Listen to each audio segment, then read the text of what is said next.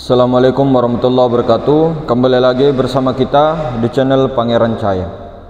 Saudara-saudaraku yang dirahmati Allah Subhanahu wa taala, sebenarnya surga bagi para sufi adalah ma'rifatullah. Surga neraka memang ada di sini sekarang saat ini. Itu secara hakikat kalau ke dalam. Secara kenyataan ada betul-betulan ketika ajal ini sudah putus, ketika kita telah berjumpa di dunia ini bisa berjumpa dengan Allah. Kenapa? Itu bagi orang-orang para sufi, orang-orang yang betul-betul mengetahui teorinya, ilmunya, yaitu ma'rifat. Ma'rifat inilah surga dunia. Ma'rifat inilah kesenangan-kesenangan dunia. Ma'rifat inilah rahmat Allah.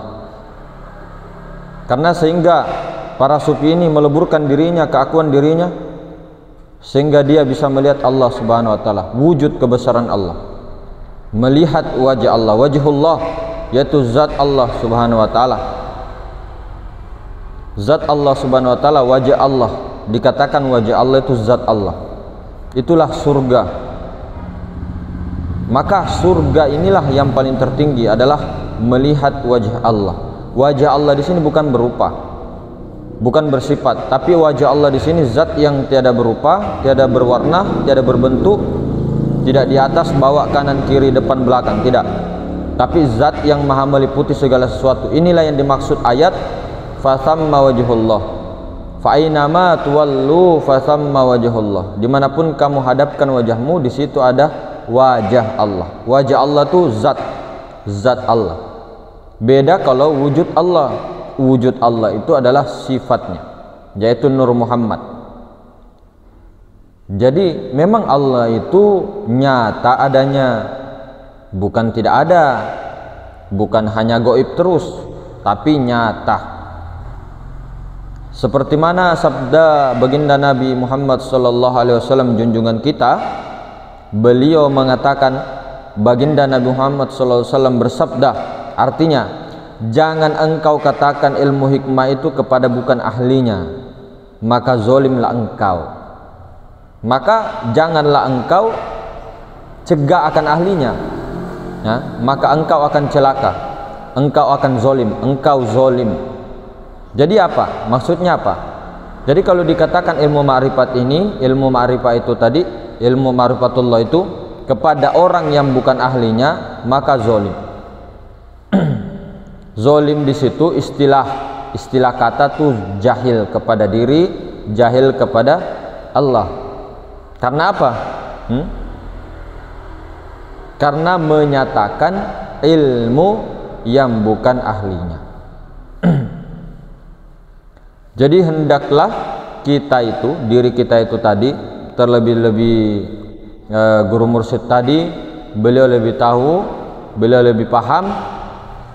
Beliau itu mursyid rohani memberikan ilmu ma'rifat tadi itu kepada ahlinya,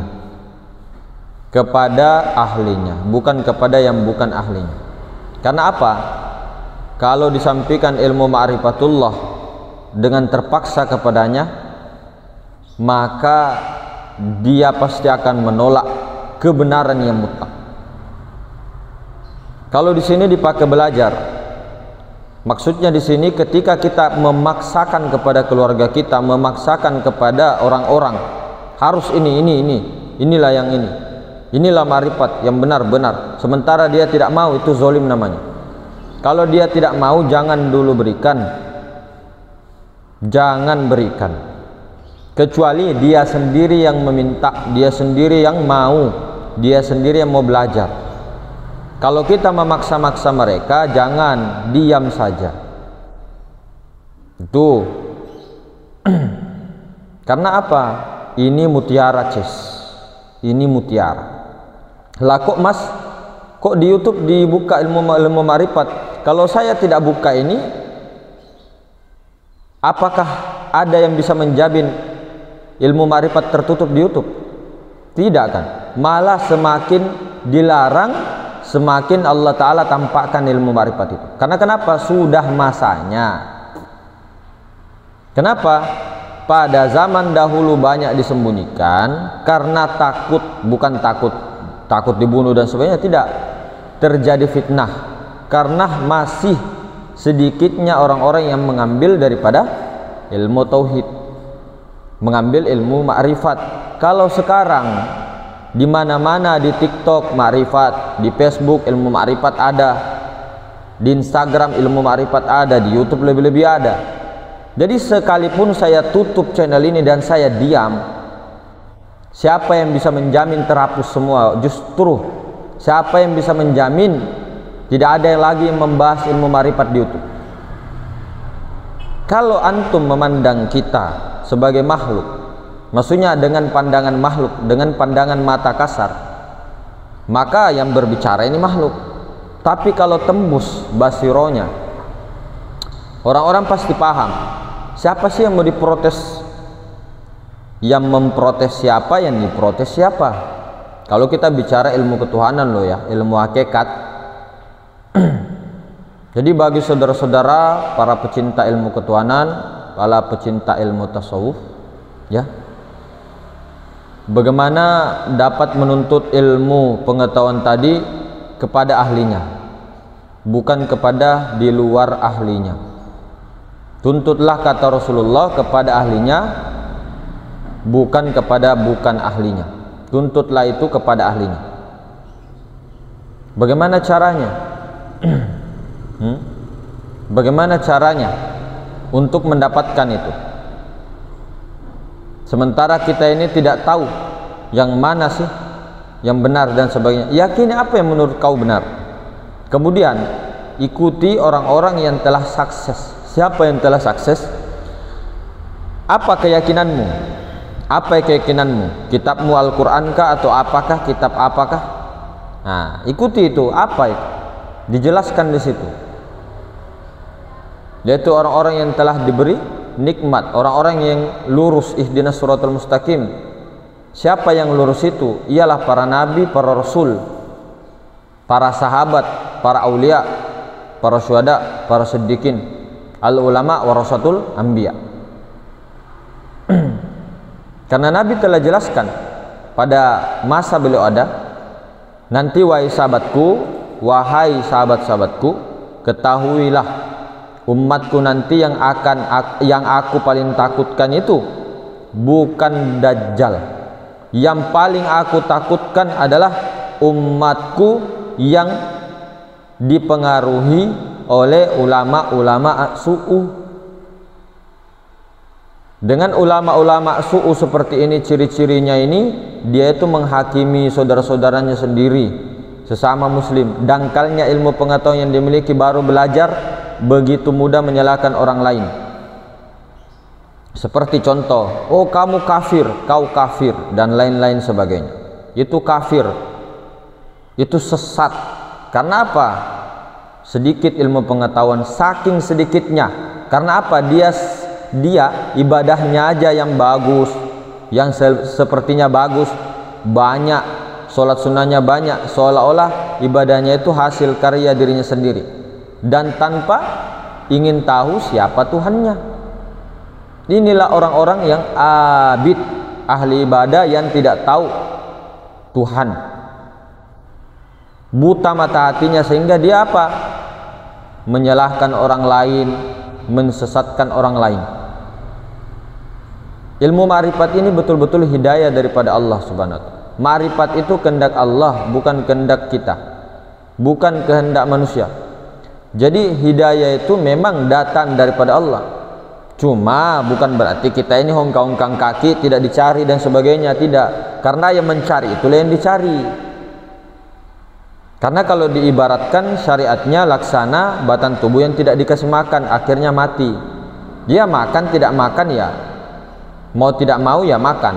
Makan tidak makan, batang tubuh ini, diri kita ini akan mati. Itu secara syariat, secara logika. Nah, cuma kalau kita menunggu hidayah, niscaya kita itu seperti orang lapar. Batang tubuh tidak dikasih makan, kita lapar sampai betul-betul kurus sampai mati.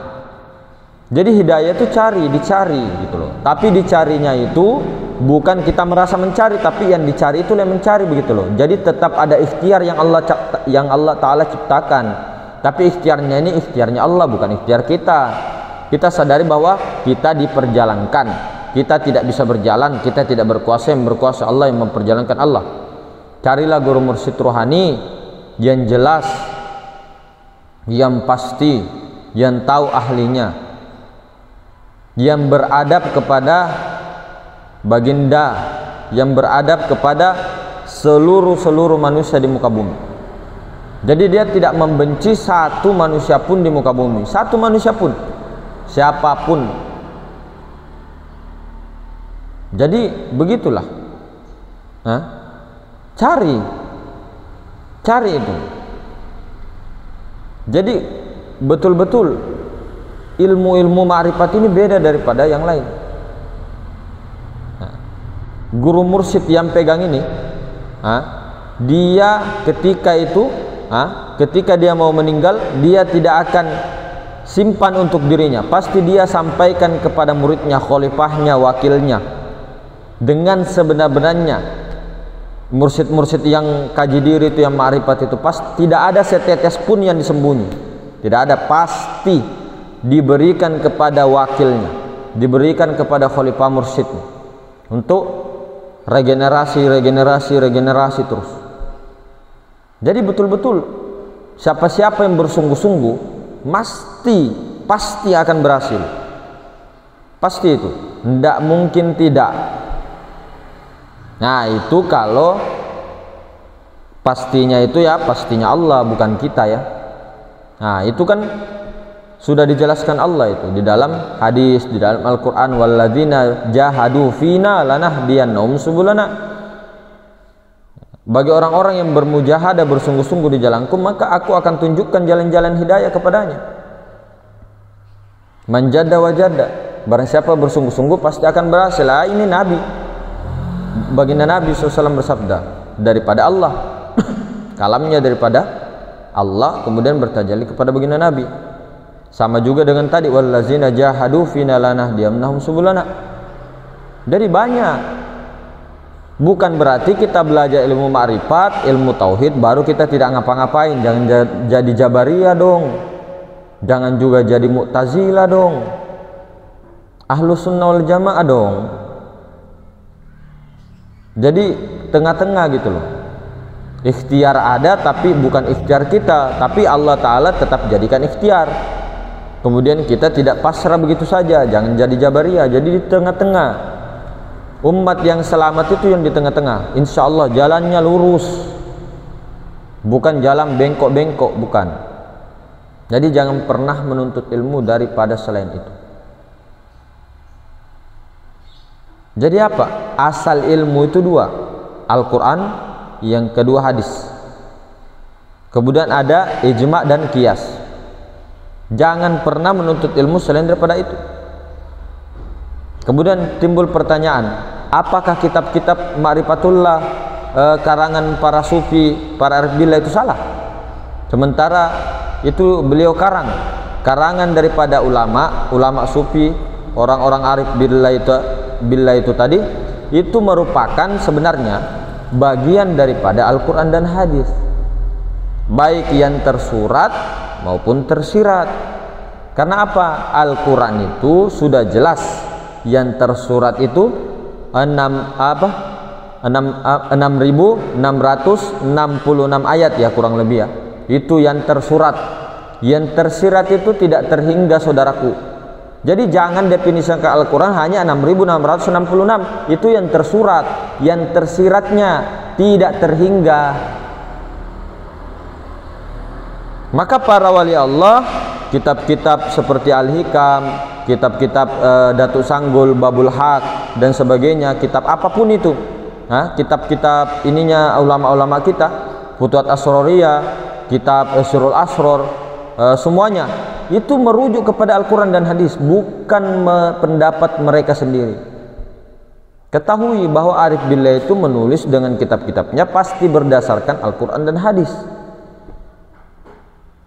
Cuma tafsirannya kita baru dengar, karena itu ya tersirat.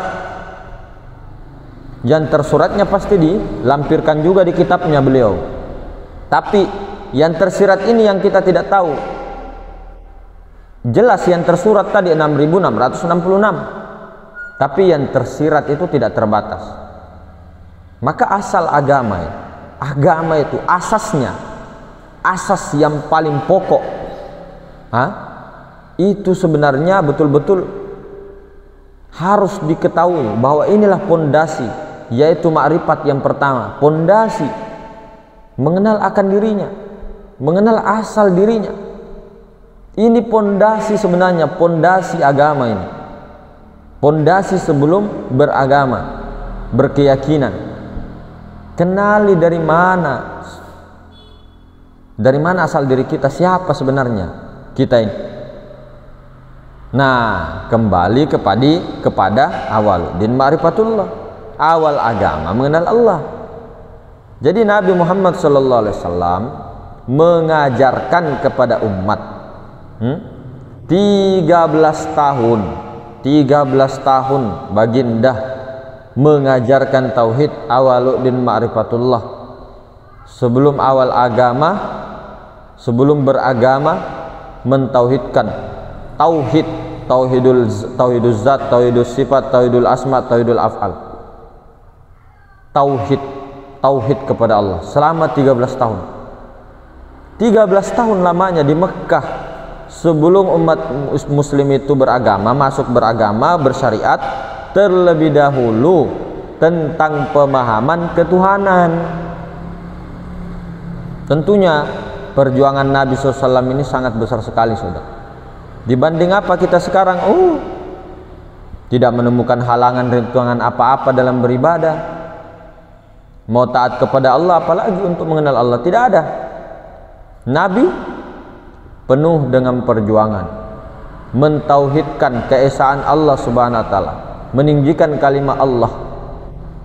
Sebelum adanya ini, sebelum adanya syariat semuanya, Nabi Muhammad SAW mengajarkan ilmu ma'rifat kepada umat, karena awal agama mengenal Allah. Awal agama itu pondasi. Jadi Nabi SAW mengajarkan kepada umatnya tentang pengenalan diri kepada Allah Subhanahu wa taala. Mana jalannya? Nabi sudah nyatakan, kenal dirimu maka engkau akan mengenal Tuhanmu. Karena lewat mengenal diri dan mengenal asal daripada kejadian diri, pasti akan tahu. Beda dengan kita sekarang ini, kita disuruh beramal ibadah, beramal soleh dan sebagainya, disuruh berbakti kepada Allah, tapi tidak pernah dituntut untuk mengenal Allah, tapi hanya disuruh beribadah untuk taat kepada Allah, beribadah, beramal soleh, disuruh sholat, bahasa umumnya disuruh sholat, disuruh puasa, disuruh mengaji, disuruh berzakat dan sebagainya. Bukan dilarang, tidak dilarang, tapi tidak pernah kita diajarkan tentang ilmu ma'rifatullah, ilmu mengenal akan Tuhan yang disembah, Tuhan yang dipuji, Tuhan tempat memohon engkau memohon pertolongan, Tuhan yang maha hidup, Tuhan yang maha segala-galanya, tempat engkau berteduh, berkeluh kesah dan lain sebagainya. Itulah Allah. Tidak pernahkah kita diajarkan untuk mengenal Allah? Bahkan kadang-kadang kita itu dipersulit. Kita dipersulit oleh apa? Oknum-oknum yang tidak bertanggung jawab kepada diri kita.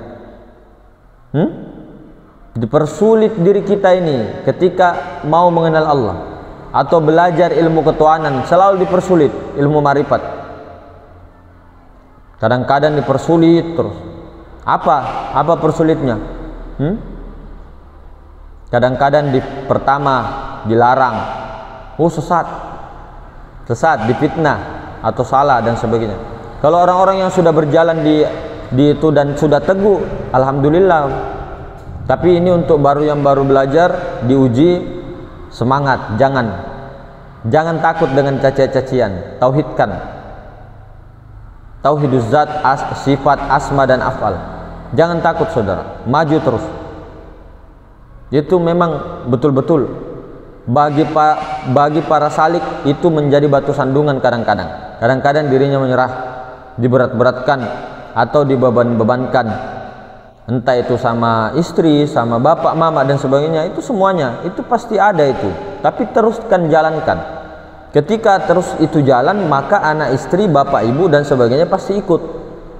Karena ilmu ketuhanan itu ilmu yang betul-betul tugas kita di dunia itu untuk mengenal Allah, untuk mengembalikan. Bukan kita yang mengenal Allah, tapi Allah Ta'ala sendiri yang mengenal dirinya. Allah Ta'ala sendiri yang menyaksikan dirinya.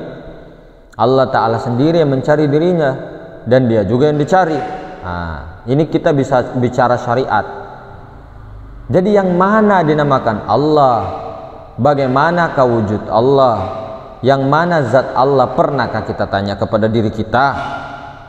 Apakah itu wujud Allah? Bagaimanakah wujud Allah? Pernahkah? Yang manakah itu Allah? Pagi, siang, sore, malam?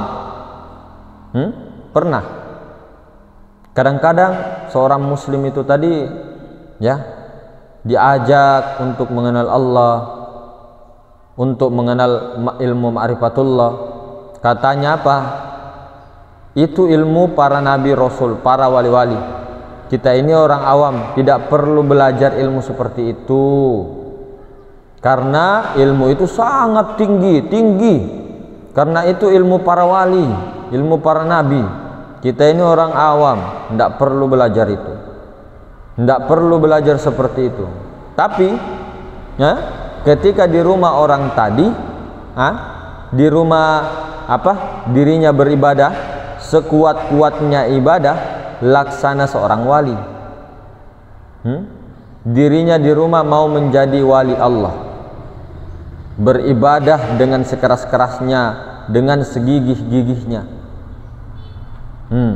Tapi ilmu wali tidak pernah dituntut, ilmu para nabi, para anbiya tidak pernah dituntutnya. Padahal itu ilmu ma'rifatullah, ilmu para nabi, ilmu para wali, ilmu para rasul, ilmu mengenal Allah. Bagaimana kita beribadah kepada Allah tapi diri kita ini tidak mengenal Allah? Ini bahasa syariat, mengenal Allah. Allah Ta'ala sendiri yang mengenal dirinya. Inilah yang terjadi kepada kehidupan kita, banyak menemui seperti itu. Jadi bijaklah, ariflah kepada diri kita. Jadi ketika hendak ingin tolak ukurnya, ya mau ya pakai ilmu-ilmu nabi, para rasul, para wali. Bukan menuntut marifat mau jadi wali, tidak. Tapi engkau ketahui kita, diri kita, bahwa seharusnya orang-orang yang hendak betul-betul mematikan keakuan Adam pada dirinya, mengembalikan itu semua hanya dengan ilmu ma'rifatullah. Selain itu tidak bisa. Mau pakai ilmu syariat tidak bisa. Justru syariat ini yang paling akhir. Itulah terminal terakhir itu. Itu yang paling sulit, yang paling PR kita semua itu. Ketika terakhir. Kan begitu sistemnya kan. Baginda Nabi juga begitu. Cuma ketika belajar ilmu ma'rifat sekarang, jangan juga ditinggalkan syariat. Tidak perlu. Berbarengan. Karena kita sudah terlanjur, jangan ditinggalkan. Nah itu. Apakah kita betul-betul Islam KTP atau memang Islam ikut-ikutan? Nah ini kan kadang-kadang kita ini tidak pernah memikirkan itu. Artinya apa? Cuma beragama Islam di KTP tapi belum kenal Allah. Nah dari sekaranglah, kalau memang kita itu mencintai Allah, ini bisa bahasa syariat, maka gunakan waktu ini, kesehatan ini, semasa kita itu masih bisa untuk berjalan kemana-mana, diperjalankan mas. Tuntutlah ilmu ma'rifat untuk menyempurnakan, karena kesempurnaan agama semua itu, keyakinan itu adalah mengenal Allah. Mengenal Allah ini dasar daripada agama. Dasarnya saja belum ada, belum kokoh, maka bangunan apapun yang kau dirikan itu akan hancur. Awaluddin ma'rifatullah dibilang ini adalah pondasi dasar di dalam Islam. Maka Islam inilah agama-agama yang pernah dibawa oleh Nabi Adam, Nabi Idris, Nabi Nuh, Nabi Hud, Nabi Soleh, Nabi Ibrahim, semua nabi-nabi itu Muslim. Apa itu Muslim? Apa itu Muslim? Menyerahkan diri totalitas kepada Allah, menyerahkan hak-hak Allah, menyerahkan, berserah diri. Itulah Muslim, berserah diri secara totalitas.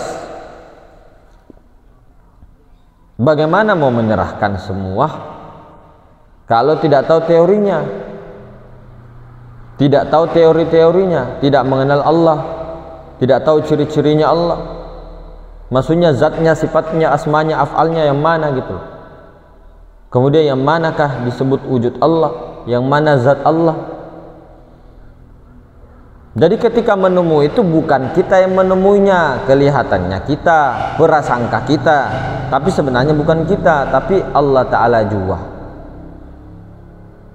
Maka inilah Islam itu adalah Muhammad.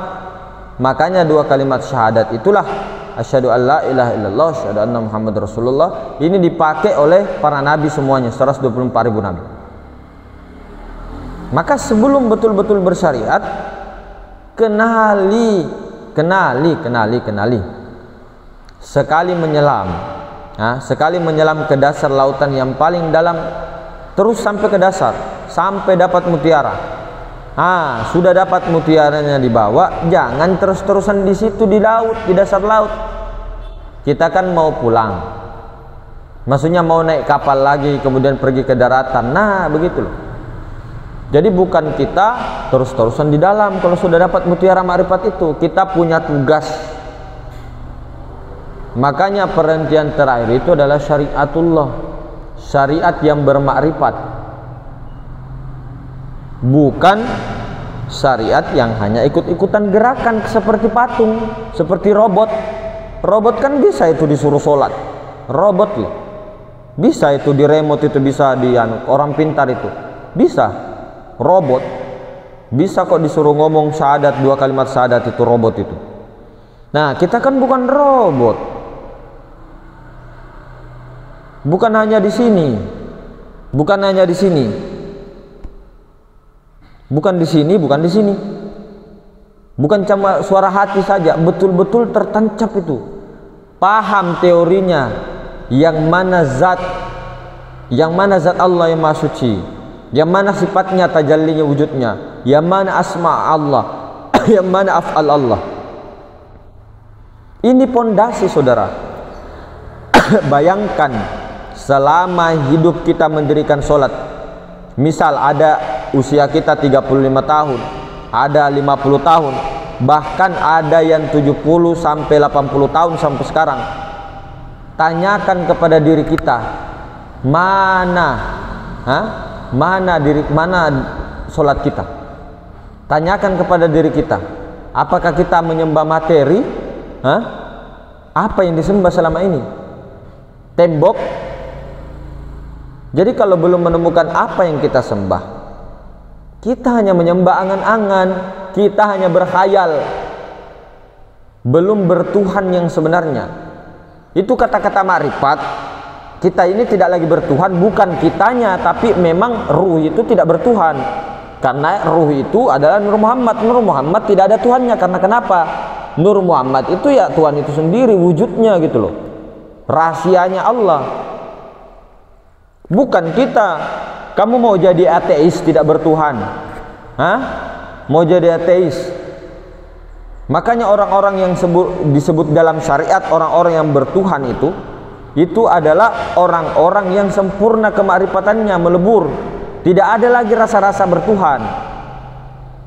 Maksudnya bukan kita tidak bertuhan, tapi betul-betul kita melebur di situ. Kemudian hamba dengan Tuhan ini masih selalu disalahpahami. Hamba itu kenyataan Tuhan, tapi hamba bukan Tuhan, Tuhan bukan hamba. Tapi hamba kenyataan Tuhan, wujud Tuhan, kenyataan wujud Allah, tapi bukan Allah, tiada lain. Jadi yang disebut hamba itu Nur Muhammad, yang disebut Allah tuh,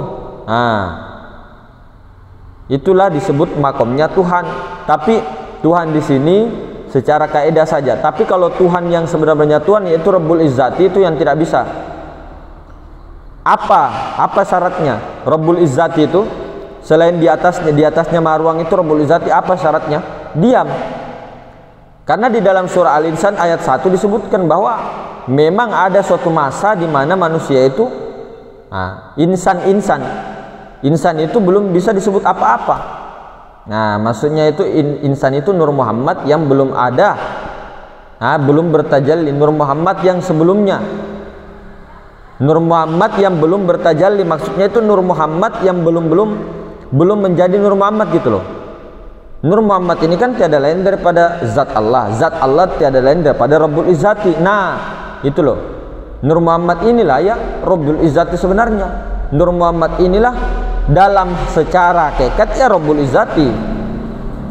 Nur Muhammad ini ya secara hakikat ya Nur Zat, Ilahi Nur Zat Maha Ruang. Maha Ruang ini ya tajalli daripada Rabbul Izzati. Makanya jangan cari Rabbul Izzati. Cuma jangan tertahan di Nur Muhammad, jangan tertahan di Nur Zat, jangan tertahan di situ. Naik lagi. Naiknya pun cukup paham bahwa di atas Maha Ruang ada yang tidak bisa disebut. Makomnya diam.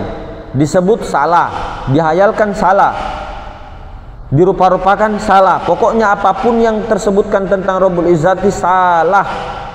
Tidak ada. Itu tidak bisa disebut apa-apa. Nah, sudah selesai sampai situ. Kita lebur di situ sehingga zat Allah yang menyaksikan wujudnya sendiri, zahir batin. Maka inilah yang sebenarnya harus diusahakan. Diusahakannya pun usahakan dengan usahakannya Allah. Maksudnya dengan ikhtiarnya Allah Ta'ala, bukan ikhtiar kita. Kita sadari bahwa Allah Ta'ala yang menggerakkan kita. Kitanya pun ini bahasa syariat. Kalau tidak ada bahasa syariat, bahasa-bahasa ini begini tidak bisa kita. Jadi betul-betul ya, sebenarnya kalau sudah jelas tauhid itu jangan lagi dibuyar-buyarkan. Jangan lagi. Kecuali memang untuk belajar. Orang-orang yang belum paham, boleh kita bicarai terus tauhid itu. Bicarakan tentang terus ilmu ma'rifat boleh. Tapi untuk orang-orang yang betul-betul belum paham. Tapi kalau kita sesama paham semua di dalam, membicarakan terus ilmu ma'rifat nanti bengkok. Dibicarakannya maksudnya jangan dibicarakan itu bukan berarti tidak diulang-ulang. Beda loh. Beda diulang-ulang, dimutolaahkan, dikaji ulang sama diskusi ilmu ma'rifat. Ini pengalaman goblok sebenarnya. Orang diskusi ilmu ma'rifat sudah jelas loh. Didiskusikan ilmu ma'rifat. Ini jangan didiskusikan, ini tuh dikaji ulang. Saling belajar mengajar, muzakaroh. Muzakaroh itu saling membagi. Jangan kasih pertanyaan, oh terus apa jawabannya mas? Tidak dikasih jawaban. Oh jawab dulu, nanti turun, pergi, tidak tanggung jawab. Ini tarik kepada diri kita saja. Jangan diskusikan. Ini bukan ilmu diskusi, ini bukan ilmu debat, ilmu ma'rifat ini. Kalau untuk mengkaji-kaji ulang atau mentahqiq atau dibelajar, orang-orang yang tidak tahu dia mau belajar, kasih tahu apa yang diketahui. Kalau tidak tahu jangan dijawab, serahkan kepada ahlinya, serahkan kepada yang tahu. Jangan didiskusikan. La ilaha illallah. Ini yang perlu dikhawatirkan sebenarnya. Karena kenapa?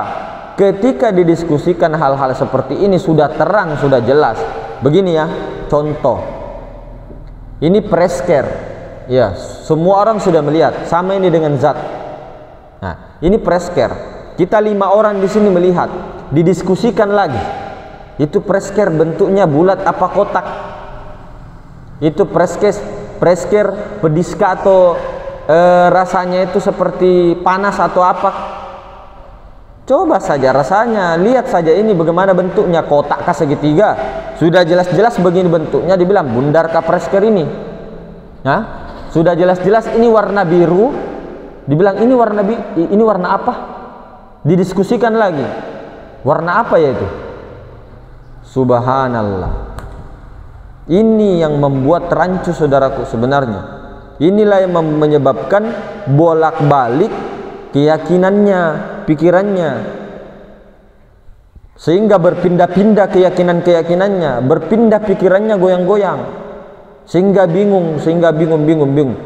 Ya secara teori oke lah, paham tentang ilmu ma'rifat, zat, sifat, asma, af'al. Mesrakannya di mana? Mesrakannya ini loh. Itu kelihatan sekali kalau memang orang yang betul-betul mau belajar, mengajarkan orang, memuzakarohkan orang, itu betul-betul kelihatan kok itu, tulus. Bukan dijadikan bahan diskusi. Sekali lagi, ilmu ma'rifat ini bukan ilmu untuk didiskusikan. Ini sekali lagi, ilmu ma'rifat bukan untuk ilmu didiskusikan. Dikaji ulang boleh, dikaji ulang, beda loh kaji ulang sama diskusi. Ini sudah jelas ini tangan jari telunjuk, ditanya-tanya lagi, kecuali memang kita tidak tahu, betul-betul tidak tahu. Ini yang menjadi hati-hati saudara. Kita mau sampai kapan mau diskusikan itu? Kalau sudah jelas tinggal diam, mesrakan. Bicara dikaji ulang boleh, saling muzakarah, saling bagi-bagi. Jangan pertanyaan yang sudah ditahu dipertanyakan di situ, dibagi orang-orang yang mau dibelok-belokkan ininya. Karena apa? Oh, saya kalau tahu ini lebih anu daripada mereka, saya lebih tahu daripada mereka. Itu ada sedikit begini. Jadi jangan merendahkan, sibuk kepada diri saja. Kita ini baru baru belajar 20 tahun, 15 tahun sudah ini. Nabi Nuh berapa tahun? Nah, jadi betul-betul kita ini ayolah ke dalam lah. Kalau memang mau menegur orang, jangan, itu pasti tidak dilontarkan keluar. Jangan selalu keluar, kita ke dalam. Kecuali untuk belajar, ada yang salah saudaranya, ada yang memang keliru, luruskan dengan niat Allah Ta'ala sendiri yang menggerakkan begitu. Kalamnya Allah juga. Tapi kalau sudah jelas, ya Allah, dibicarakan lagi. Dibicarakan, tidak apa-apa untuk dikaji ulang tadi. Bukan didiskusikan. Apa menurut pandangan kamu? Apa menurut pandanganmu tentang zat? Apa menurutmu tentang Nur Muhammad? La ilaha illallah. Sudah jelas. Kalau memang kita tidak tahu, tidak jelas, wajar. Tapi saya begini, usul saja. Kita usul. Ini kelihatannya saya beraku-aku kelihatannya ya. Tapi lihat dulu. Coba ditonton dulu videonya. Ditonton dulu video-video kita yang sebelumnya. 2-3 video saja, insya Allah. Kalau orang yang sudah betul-betul mau mengkosongkan, mau betul-betul belajar, betul-betul mau ilmu ma'rifat, bukan belajar sama kita, betul-betul mau, itu pasti masuk. 3 video saja sudah selesai. Tinggal dimasyarakatkan. Begitu. Itu pesan saya. Kalau mau diikuti, kalau tidak mau silakan. Ya mungkin begitu saudara-saudaraku. Lebih dan kurangnya dimaafkan. Subhanakallahumma wa bihamdik asyhadu an la ilaha illa anta astaghfiruka wa atubu ilaik. Assalamualaikum warahmatullahi wabarakatuh.